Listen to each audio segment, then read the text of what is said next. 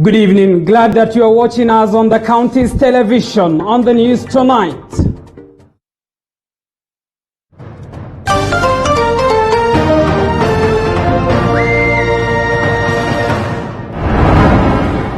Not ready yet. Schools to remain closed as President Uhuru Kenyatta directs stakeholders to consult further on the schools reopening calendar. Learning institutions, therefore, should only be reopened when we have and can sufficiently guarantee the safety of all our children. Also tonight, more time for bars. Bars have been opened but will only operate up to 10 p.m. The curfew has also been extended for a further 60 days but with reviewed hours. The details here tonight. Unaweza kukunywa pombe sawa.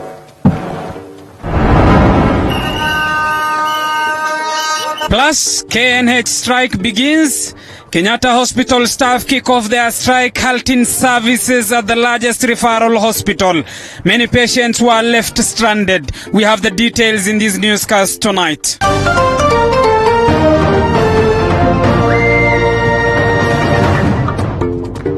Tonight of all nights, Anne Wairimu is our sign language interpreter. TV47 News Tonight with me, Abu Bakar Abdullahi, begins right now to our top story. President Uhuru Kenyatta has extended the nationwide curfew for a further 60 days but reduced the curfew hours. The curfew will now begin at 11 p.m. to 4 a.m. This as President Uhuru Kenyatta also allowed bars and eateries to reopen with strict adherence to COVID-19 containment measures. Mwangi Maina begins our broadcast tonight. Effective Tuesday, the nationwide curfew will be effected from 11 p.m. to 4 a.m. for the next 60 days in the new directives issued by President Uhuru Kenyatta during his 12th COVID-19 address to the country. Therefore, effective tomorrow, Tuesday, the 29th of September 2020, the nationwide dusk to dawn curfew will run from 11 o'clock at night to 4 o'clock in the morning. The president, however, lifted the ban on sale of alcohol and reopened bars. However, they will operate not later than 10 p.m., this being one of the measures in reopening of the economy. And the prohibition against the sale of alcoholic drinks and beverages by ordinary restaurants and eateries shall stand vacated with effect from the 29th of September 2020. Unaweza kukunywa pombe sawa. President Uhuru Kenyatta has also announced the upscaling of the number of people attending social gatherings such as funerals and weddings from 100 to 200 people. Places of worship will also be allowed to host 1/3 of their capacity, but with strict adherence to all applicable guidelines and protocols issued by the Ministry of Health. The government, however, remained silent on the matatu sector, which has been affected by COVID-19. For now, matatu operators are allowed to ferry half capacity. The other issue that was not made clear is on the time limitation for funerals and other social gatherings, on whether they will still be capped at 1.5 hours. Mwangi Maina, TV47, Nairobi. Now, as the government continues to evaluate the COVID-19 situation in the country, schools will remain closed. President Uhuru Kenyatta has emphasized that safeguarding the well-being of students is paramount, urging stakeholders in the education sector to focus more on proper measures to be put in place before resumption. Mumbi Chege has the details. Kenyans were full of hopes that President Uhuru Kenyatta would announce the exact schools reopening date. White had it that schools would reopen early next month, but President Uhuru Kenyatta announced otherwise. Schools will remain closed until stakeholders agree on a reopening date. The lives of our children and their health is not a matter for debate. Learning institutions, therefore, should only be reopened when we have and can sufficiently guarantee the safety of all our children. And here, I really would plead with Kenyans, let us not focus ourselves on when schools will reopen, But how shall these schools open in a manner that protects our children and protects their lives and their health? President Kenyatta seeking all stakeholders in the education sector to prioritize the measures to be put in place before considering the resumption of learning in schools. He further called on the Ministry of Education to give clarity on the academic calendar. The resumption of in-person learning must be predicated on strict adherence to the health protocols and guidelines as issued by the Ministry of Health. So therefore, I call upon the Cabinet Secretary for Education, once we have agreed on the how, he will thereafter immediately issue a calendar for the resumption of the 2020 academic year, if it is to be, or if it is going to be 2021.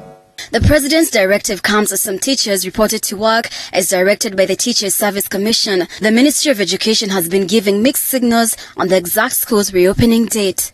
Mumbichege, TV47. Following a directive by the Teachers Service Commission for teachers to report to their respective places of work, teachers were in schools in many parts of the country. For many, their hope was that schools will reopen next month, only for that hope to be dimmed by President Uhuru Kenyatta in his address to the nation. Our Education Affairs reporter Andrin Kilemi now reports. Teachers in public primary and secondary schools reported to their respective schools as directed by their employer Teachers Service Commission ahead of the expected reopening. Most teachers arrived in schools with the hope that schools would reopen next month before their expectations were cut short by President Kenyatta's address Monday evening. At Hospital Hill Primary School in Nairobi, teachers turned out in large numbers for curriculum preparations as well as organization and delegation of various duties. Our teachers are here already, and right now we have already done a serious meeting from 7 to now with the administrators to share the tasks that we are going to handle between now and the time the runners come. I believe schools have a lot of work to be done. And the best way to do it is to delegate duties. Kama walimu tuko tayari kabisa na tutajipanga na tunaambia wazazi wasiwe na hofu. Wanafunzi watakapoagizwa kurudi shuleni watuletee watoto wao, tutajipanga na wanafunzi na tutahakikisha ya kwamba mikakati yote iko sawa na wanafunzi watakuwa sawa.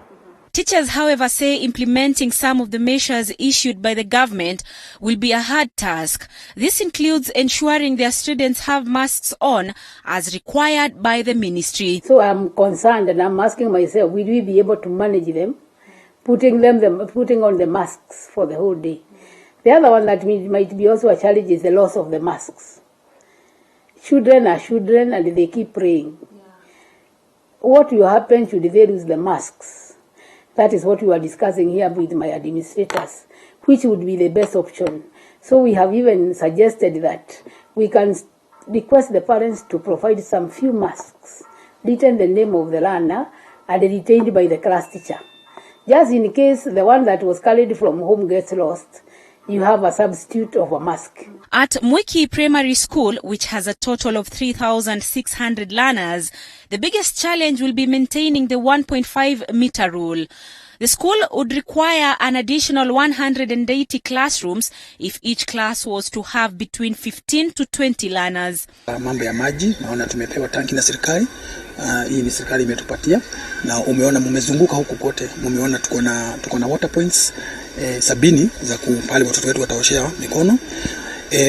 Na labda ile shida tuweza kuwa nayo sasa inaweza kutusumbua ni mambo ya madarasa, kwa sababu madarasa yetu bado ni machache sana, bado tuko na madarasa 41. Na kama tungeenda kulingana na design ya COVID na tuweke madarasa watoto 20 kwa kila darasa, tutahitaji madarasa 140. Kwa hivyo sisi tumejitayarisha, walimu wetu wako sawa, tumetengeneza timetable yetu iko sawa. Sasa ile tunabakia ni tuambiwe ingieni, alafu tujue tutawapanga watoto wetu namna gani. In Mombasa County, preparations are underway for additional water facilities and hand washing points for Mombasa Primary School. Teachers also reported in schools in Nyeri County. At Daisy Special School in Kakamega, teachers woke up to clean the school in preparation for the reopening. Kenya Union of Post-Primary Education Teachers KUPPET has on its end asked the government to fund different schools across the country so as to boost their infrastructure. There's no clear COVID-related rules that the teachers will be following as we open the schools. Should the president be announcing this afternoon that the schools be open? So we'll demand that a clear structure of how the teachers will admit the students be done. We have also noticed that they are lacking everything in terms of money that can begin them off. So it's to ask the Ministry of Education to quickly release the 13 billion in form of capitation that should go to all the schools for primary and secondary. However, many private schools are likely to remain closed even after the government announced the reopening dates due to lack of funds to operate. Andrin Kilemi, TV47, Nairobi. Thank you, our Education Affairs reporter Andrin Kilemi, for that report. Elsewhere, the 14% value-added tax directive will remain in place till July next year.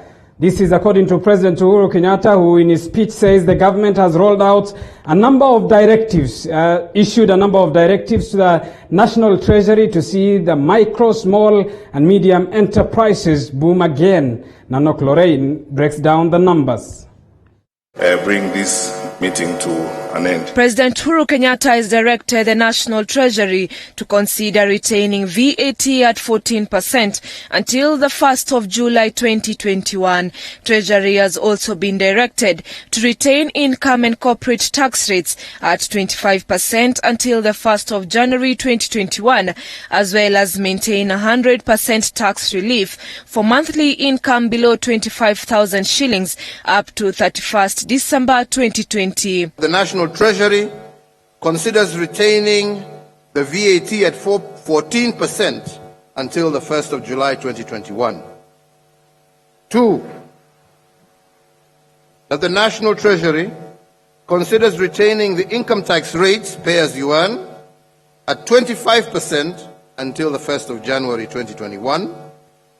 3, that the National Treasury considers retaining the resident income tax, which is corporate tax, at 25% until the 1st of January 2021. The President has further directed the Treasury to maintain the reduction of the current turnover tax from 3% to 1% for micro, small and medium-sized enterprises and expedite the ongoing rollout of the Credit Guarantee Scheme in partnership with participating banks as well as development partners to enhance access to credit for the micro, small and medium-sized enterprises. To continue cushioning our micro, small and medium-sized enterprises, the National Treasury considers maintaining the reduction of the current turnover tax from 3% to 1% for all micro, small and medium-sized enterprises.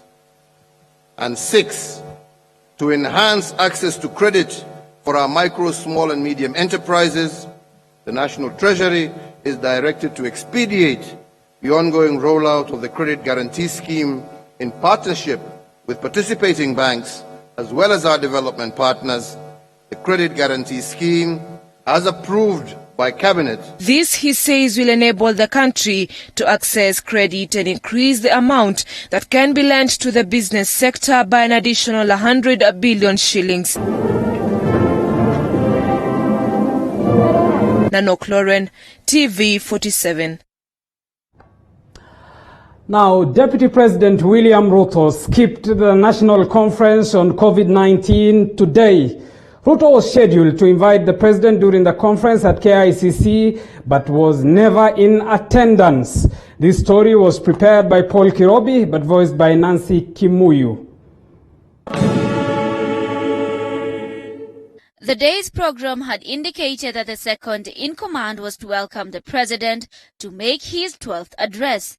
However, the DP wasn't part of the COVID-19 conferences, and the president was to be welcomed by the Interior CS Dr. Fred Matiang'i. Ruto once tweeted that he will not be blamed for misappropriation of COVID-19 funds, painting a picture of an isolated man in the ruling Jubilee government. Privilege to request you please to be upstanding as I invite His Excellency our President. The Chief Justice David Maraga, whose office has not been in good terms with the executive, was among the guests who attended the event.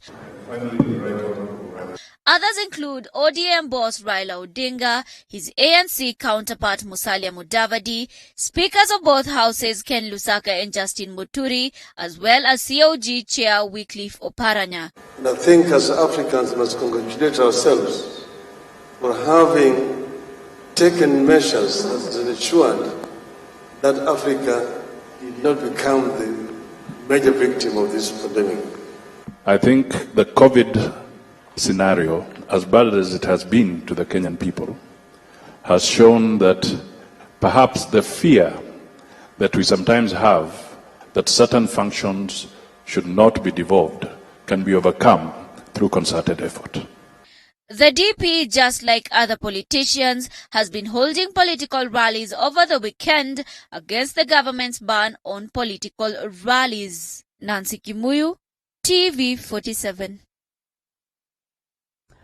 Elsewhere, a patient is reported to have died at the Kenyatta National Hospital parking lot as healthcare workers at the Kenyatta National Hospital started their strike today. Workers at the largest referral facility went on strike earlier this morning over a delayed pay increase and vowed not to resume to their work until their demands are met. Lynette Gidwa reports.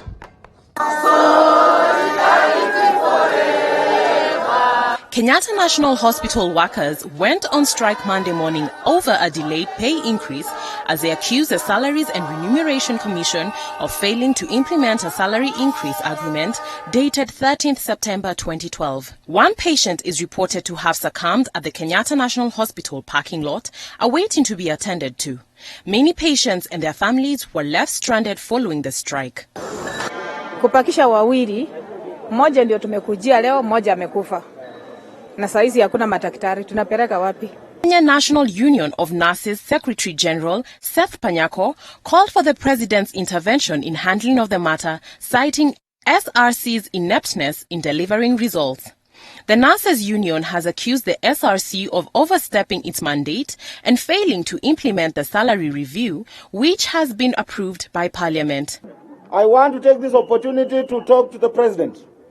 Your Excellency, the President of the Republic of Kenya, Honorable Mwikai Uhuru Kenyatta, we beseech you, as the workers of Kenyatta National Hospital, to look into our plight and use your executive powers to alleviate this problem. The workers have vowed not to resume work until their grievances are addressed. With services at the Kenyatta National Hospital coming to a standstill, unionizable staff in the very institution have vowed to down their tools until SRC approves the salary revision. Lynette Gidwa. You're watching TV47 News Tonight with me, Abu Bakar Abdullahi. Time for us to take a short break. Keep talking to us. The hashtag to use is Pandits Night. Send us a message on 22047. Let me go through some of your feedback. Jose the DJ says, Gidurai 44 locked. Saruni Machel on Facebook says, watching from Adams Arcade. Anderson Mugendi says, I'm watching TV47 News from Meru County. Nyutu says, tuned kutoka Mombasa. Keep talking to us. The hashtag to use is Pandits Night. Time for us to take a short break. We'll be back with more news after this break. Stay tuned.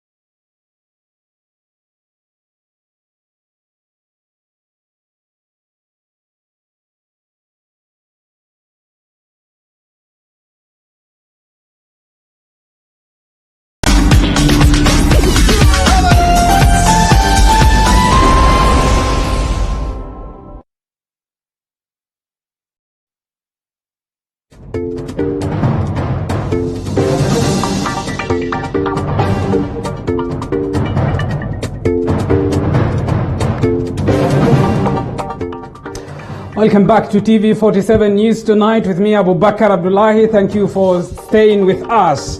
Now, chaos erupted in Nakuru town as matatu operators clashed with police officers after the operators forced their return to the central business district. Police were forced to lob tear gas canisters and shoot in the air to disperse them. Nakuru Town East Member of Parliament has been arrested. Willie Njiru now reports from Nakuru. Business came to a standstill for the better part of today in Nakuru town after matatu operators clashed with anti-riot police officers protesting their ban from the central business district, causing chaotic scenes in the town CBD as business premises remained closed for fear of looting. Tunaomba tuli, tunampenda lakini akae chini na sisi, asikize shida zetu, asikize mawazo yetu, tukae chini tujadiliane, ni kwa sababu hatutahama Nakuru. Nakuru ni kwetu, hatuna mahali nyingine ya kuenda, hatuna mbele wala nyuma. Tunaomba tu uhuru, tusikize tu. No one was spared either. They lit bonfires and barricaded roads to protest the continued lockout of the CBD. Police were forced to retreat awaiting reinforcement from the General Service Unit and the Kenya prisons after being outnumbered by the protesters. Magas taking advantage over everyone, where even journalists were not spared, accused for working with the police. Wale watu wanaandamana kwa saa hii sio watu wa matatu, ni waizi na wanaibia wamama kila pahali kwa hii town. Sasa hao ni watu wamekombolewa wafanye hiyo kazi.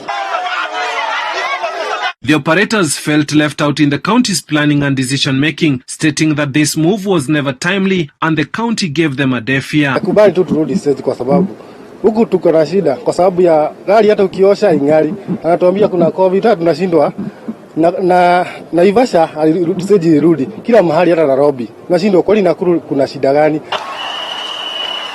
In April, the county COVID-19 response committee created 3 new stages and relocated the matatus to decongest the CBD as per the Ministry of Health guidelines. In a statement yesterday, Governor Lee Kenyanjui urged the public transport vehicle operators to be patient as his administration was in the process of building a new modern stage with amenities. Kama yeye akona uhakika, akona mipango mizuri, yeye mwenye angejitokeza waziwazi, vile alijitokeza waziwazi kuomba kura, akuje atuelezee hivi, tujue hivi. Reporting for TV47 from Nakuru County, I'm Willie Dennis Njiru. And moving on, the National Assembly's Security Committee has defended the planned second phase of Huduma number registration. The committee refuted claims by a section of DP-allied lawmakers that the registration is targeted at rigging 2022 poll. However, DP Ruto allies have vowed to mobilize their supporters to boycott the exercise. The exercise is set to kick off before the end of the year. We want to condemn the inciting utterances made by some members of the so-called Tanga Brigade over the weekend against Huduma number by giving distorted information, thereby threatening our national security. Development and social fabric, especially coming at a time our economy is trying to recover from the effects of COVID-19 pandemic. This shows the depth to which the Deputy President will go in order to sabotage our President, Uhuru Muigai Kenyatta, and his government. The data from Huduma number first phase, who knows where that data is? Who knows what it is being used on? Or where it's being used? Or what it is being used for? Huduma number is not about rigging. Who is going to rig the election? Is Uhuru Kenyatta running really? Is he the one who is going to rig? You see, him himself, he sits in the cabinet. He is the Deputy President of the Republic of Kenya. He should be the one bringing people together. The over 7 billion shillings that you plan to use on Huduma number 2, is it really a priority today? At a time when people have no food, at a time when people have lost jobs, at a time when our children are home out of school, We have no money for school fees. Why don't you use that 7 billion shillings to give scholarships to our university and high school children who would be probably be among the first to go back to school? We have been passing budgets in Parliament. It is unfortunate to hear people saying that we allocated 7 billion this year for Huduma number, when we know very clearly that it is 1 billion allocated to number one, complete the exercise of verification of the first batch, so that the cards can be issued. Number two, to also continue with the registration of those that are yet to be registered. It is therefore unfortunate that you go out there and confuse people. And we shall be very vibrant as members of this committee. Now, Sirisia Member of Parliament John Waluke has been released on a 10 million shillings cash bail after being held for months. And just after the court ordered his release, residents of Sirisia expressed their joy following the freedom. They say that their prayers played a big role in his triumph. They have, however, calling on the government to drop the case so that Waluke can carry on with projects he initiated in his constituency.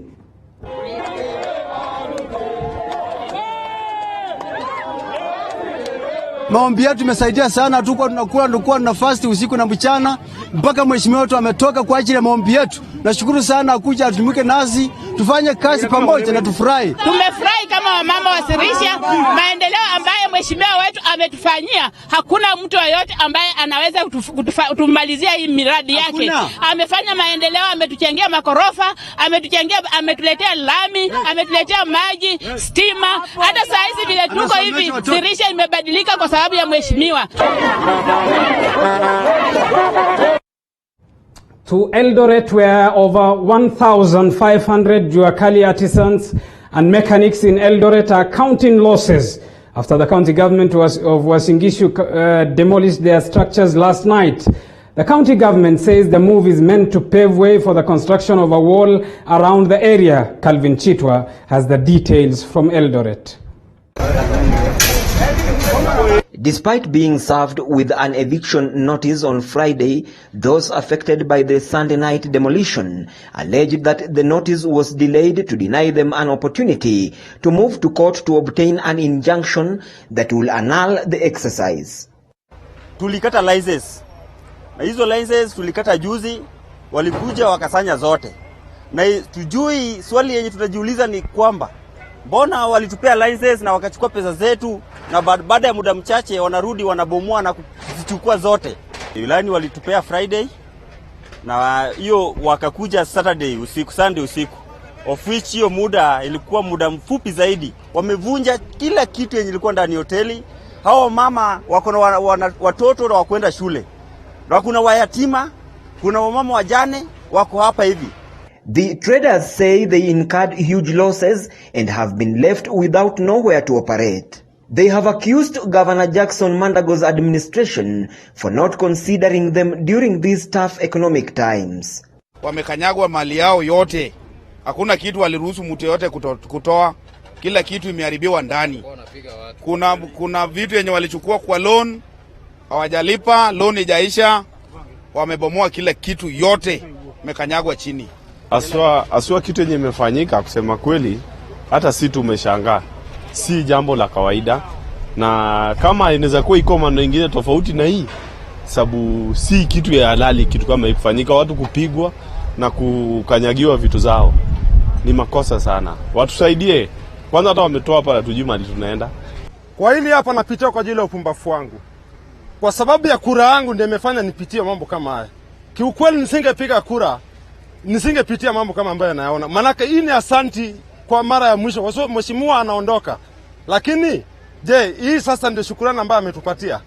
Uasin Gishu County Government says once the demolition is complete, the over 1,000 small business people will be given back their spaces, adding that the exercise is purely meant to reorganize the town. The demolitions being carried out by Uasin Gishu government in different parts of Eldoret town are aimed at ensuring that they open infrastructure to ensure Eldoret town becomes a city. Calvin Chitwa, TV47, Eldoret town. Thank you, Calvin Chitwa, for that report from Eldoret to Rwanda, where the Rwandan Minister of Education has announced that schools in Rwanda will reopen in October after being closed for months. Learning institutions have already started their preparations. Our reporter Diana Iriza reports from Kigali, Rwanda. Schools in Rwanda are working on readjusting their programs to cater for in-class learning while practicing preventive measures such as social distancing. Institutions of higher learning such as Mount Kenya University says they will comply with the government's guidelines in combating COVID-19. We started planning on how to be able to address the challenges brought by the pandemic. So, first of all, it was about health of the staff and health of the students. The risk and dangers of staying out of school are too costly. Universities in Rwanda say they are willing to play their role in following the recommended guidelines so that the students can return to school. We are very ready actually, and we're happy as students to see that we are going to go back to school and resume with our studies. I think Mount Kenya University, Rwanda, we are very ready. And as students, of course, we are really ready to fulfill all the requirements as requested by the government. Fortunately, our institution has set up all all things required by the government, and as students and the leaders of students, we are really going to work as much as possible so that they can be fulfilled. It's not easy. I mean, we're all worried, but again, it's not a problem because we're coming back to school, resuming our classes in class. It's more easier. Rwanda has recorded 488,942 COVID-19 cases so far, of which more than 3,099 have recovered. Unfortunately, 29 people have succumbed to the virus. Diana Iriza, Kigali, Rwanda.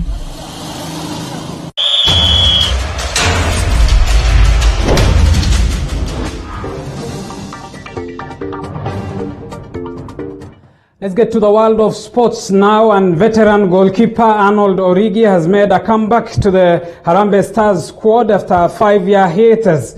The 36-year-old joins fellow shot-stopper Ian Otieno of Zesco United and Timothy Odhiambo of Ulinzi Stars in the 34-man provisional squad ahead of their